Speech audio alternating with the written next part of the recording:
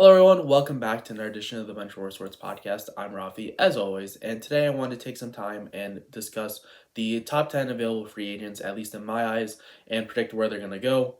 NHL free agency opens July 1st, as it always is, so I wanted to take 10 of the most highly touted potential free agents and give you guys my predictions on them. Things might change. I'm recording this currently on the 12th of June, so things can certainly change in the coming 3 weeks. There could be trades, there could be extensions, etc. But at least at this moment in time, I wanted to give my predictions for the current top 10 available free agents in my eyes. And some of you guys might wonder, where's Joe Pavelski? Wouldn't he be in your top 10? Ideally, he would be in my top 10, but due to some of the stuff that he said where it looks like he's going to be retiring, I will not be discussing him in this video because he's going to be retiring. He won't be signing a new contract. So without further ado, let's get into the first guy that I'd like to discuss in this video. So the first player that I'll be discussing in this video is Sam Reinhart of the Florida Panthers. Sam Reinhart had an outstanding year this past year, had 94 points in 82 games, 57 goals. So this man just had an amazing year. It's your stereotypical contract year where you're buying by far best season happens the year leading into unrestricted free agency. He's a great two-way player. He can play center. You can also put him on the wing too. It's very dynamic. He's been on Barkov's wing a lot this year. He has a great two-way game, as I mentioned previously. He plays on the penalty kill. He's all around. He can do it all. One of the big concerns though is his 25 almost percent shooting percentage. That's by far his highest by at least 5% in comparison to his past years. So there's a little concern about if you're paying him a ton of money, he might not reach this peak. It should also be noted too that 27 of these goals were scored on the power play. I know power play merchant gets thrown around a lot. This man is still a 30-goal scorer if you take away all of his power play goals, but those are two things to consider. All in all, this guy is a guy who is very good at the dot, and I would be very surprised if he did hit unrestricted free agency. I expect him to sign with the Florida Panthers about $9.5 million for the next 8 years. I think he can certainly get more than 10, maybe potentially even $11 million, depending on what team is really desperate to pick up a Sam Reinhart for 7 years if he hits free agency. But again, I think he's going to take a discount to stay with the Florida Panthers, who are currently up 2-0 versus the Edmonton Oilers in the Stanley Cup final. So I expect Sam Reinhart to take a hometown discount for the Panthers and sign 9.5 for the next 8 years. The next player I want to discuss is captain of the Tampa Bay Lightning, Steven Stamkos. Steven Stamkos is a guy that I can't imagine being anywhere other than the Tampa Bay Lightning, and that's why I have his contract prediction as a 5x5 with Tampa Bay. He's 34 years old, but again, he's the captain. I see this as a Evgeny Malkin, Chris Tanev situation for the Pittsburgh Penguins. A couple years ago, Stamkos still playing really well, over a point per game, had 40 goals. Once again, he's your captain. I can't imagine Tampa Bay lets him walk in free agency. One of the big concerns, though, is the fact that they made that trade for Ryan McDonagh a couple weeks ago, which was a little confusing for me. Ryan McDonagh is still a very solid defenseman, but for picking up his entire cap hit at almost $7 million for the next 2 years, it kind of complicates the Steven Stamkos contract, along with the fact that you're going to have to get a couple more players onto your roster. So I think they make it work. I think we'll see a repeat of what happened a couple years ago with the last time Steven Stamkos had a contract situation with the Lightning. I think something gets done last minute. I expect a 5x5 and Stamkos to stick around with the Tampa Bay Lightning. Following that, the next player that I want to discuss is a guy who's actually been linked to my Chicago Blackhawks, and that's Jake Guentzel, the forward for the Carolina Hurricanes. He was traded at the trade deadline from the Pittsburgh Penguins, where he had played for many years, won 2 Stanley Cups with Sidney Crosby, or at least won one with Sidney Crosby in the Pittsburgh Penguins for sure. And he is a consistent point per game player. This past year at 77 points in 67 games. There are some concerns with his health status. He does get injured and does tend to not play a full 82 game season. But overall, he's a top line winger. He's the real deal. Really good offensively, great playmaker as well. He definitely is more of a pass first player, but again, that's why him and Bedard would be an absolute dynamic duo.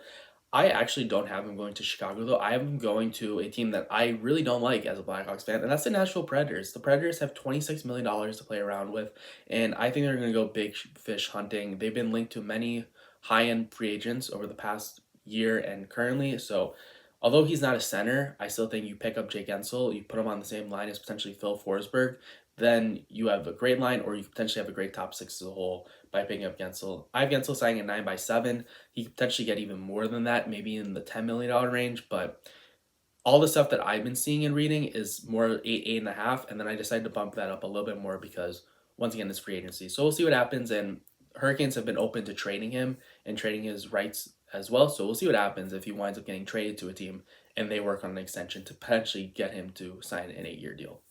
This next player is a player that I'm a little confused about how he hasn't had a contract done yet, because starting off early in the year, he made it very clear he did not want to sign with the Flames. And even though the Flames had offered him a deal in the $8 to $9 million range for 8 years, Elias Lindholm still turned down the deal. He made it very clear to the Flames that he wasn't going to resign. And to Craig Conroy, the GM of the Calgary Flames, all of that former PTSD from their former GM of Matthew Tkachuk requesting to be traded, and then Johnny Gaudreau just walking for nothing in free agency. They made the right decision and decided to trade him. And recently, even coming off a very poor year by his standards, where he only had 44 points in 75 games between the Canucks and the Flames, he apparently just rejected a 7-by-7 with the Vancouver Canucks, which really doesn't make any sense to me why he would turn that down. He's about to turn 30. He's more of a second-line center than a first-line center. I really think that he is a player. I don't think he's a play driver. I think he's a guy where you need to surround him with really good talent for him to shine. And even this past year, when he was on a team like the Canucks, when he's paired with guys like Brock Besser, Elias Pettersson, etc., he never really showed out or never really took that next step that the Canucks were hoping for, even though he did have a good playoffs later on. So we'll see what happens with him. He's definitely, again, like Jake Guentzel, more of a pass-first player. I have him signing with the Boston Bruins at $7.5 million for the next 7 years. There's certainly a possibility that he gets the John Klingberg treatment, where, if you recall, a couple years ago, John Klingberg turned down a massive extension for the Dallas Stars, walked free agency, and only came out with I believe it was a $6 million for 1 year deal. I wouldn't be shocked if Lindholm has played his cards too hard and winds up not getting a good contract. So we'll see what happens. But yeah, I think he's a great fit for the Boston Bruins, who are so starved for a center and have the cap space. I'd be shocked if they didn't at least offer him a contract this upcoming free agency. The next player that I'd like to discuss is center Matt Duchene. Duchene, after being bought out last year by the Nashville Predators, had signed a 1-year, $3 million deal, which, if you look at my past videos, you'll see that I thought that was a great bargain contract, and it sure was. 65 points in 80 games. He's consistently over 50% from the dot. He is the definition of a center. Although he got bought out, he was on a mission this past year, as I previously mentioned, and I think he's a solid second-line center. He is 33, so I can't imagine a team giving him any more than 4 years. I am going to the Blues at a $6 million per year for the next 4-year contract. The Blues have a lot of young pieces in Robert Thomas and Jordan Kyrou, and I think they could really use another solid center in their lineup to potentially move Kyrou out to the wing or Thomas to the wing, depending on what the Blues see fit. And I think the Blues are looking towards more of being a contending team than going into potentially a retool or rebuild. And I think they're one traded contract on their defense away from being able to afford another player or two and make some big splashes this free agency. So I have Matt Duchene going to the Blues. I think it makes sense with their cap situation and the fact that they could use in our top 6 forward. And I think they're still in a win now mode. This next player is a player very close to my heart, and that's Patrick Kane, a guy who, although many people wanted him to come back to Chicago, I was kind of moved on from him. I understood what Kyle Davidson was doing, and it would have made no sense if he went back on his word from last year after trading him and proceeded to sign Patrick Kane this offseason. He came off a hip resurfacing surgery that many players don't recover from, and many players who do recover are never at what they once were before the surgery. This wasn't the case for Patrick Kane. He was almost point per game, 57 points in 50 games for the Detroit Red Wings.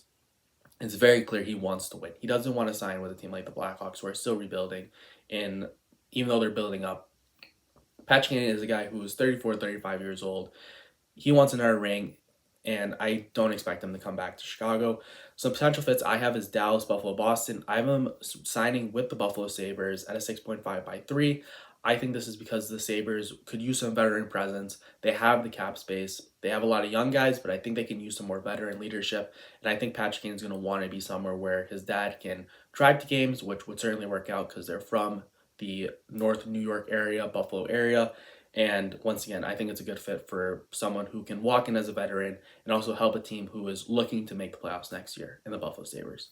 Moving over to players on the back end, Brandon Montour is a guy that had a breakout year in 2023, was absolutely amazing, both on the defensive end and on the offensive end. Again, a breakout year offensively, 73 points with a career high 16 goals. This past year, he suffered some injuries in the Stanley Cup playoffs, so he started the season a little later, along with Aaron Ekblad.